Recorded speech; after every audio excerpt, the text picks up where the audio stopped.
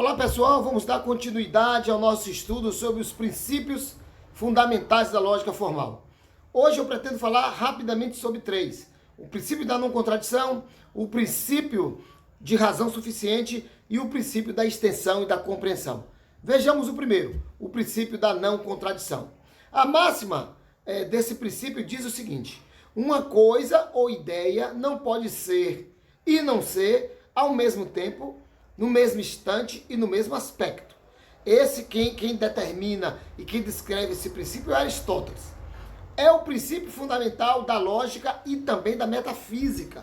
Portanto, esse é o princípio fundamental. Ele é a base de tudo que a gente vai compreender daqui para frente. Significa dizer que ele afirma uma coisa não pode ser e deixar de ser ao mesmo tempo e, sobretudo, no mesmo aspecto. Aristóteles faz a demonstração da prova de validade desse princípio na obra Metafísica. Vejamos rapidamente o princípio de razão suficiente.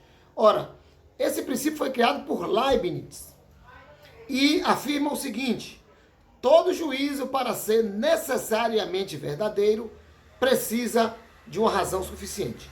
Não uma razão necessária, basta uma razão suficiente.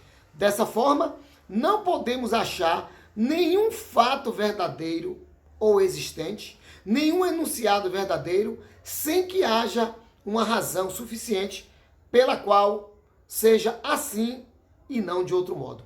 Esse princípio é basicamente o próprio princípio da ciência, como nós concebemos hoje, especialmente as ciências exatas.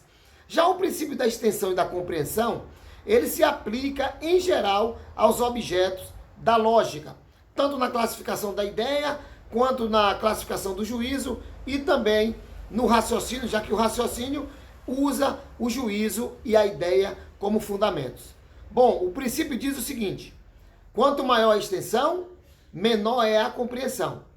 Quanto menor a compreensão, significa que maior é a extensão, ok?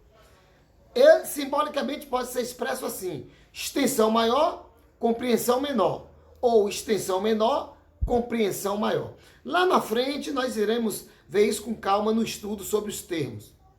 Vamos aplicar esse princípio especialmente na classificação das ideias, como eu disse, e dos juízos, que são justamente a base do raciocínio.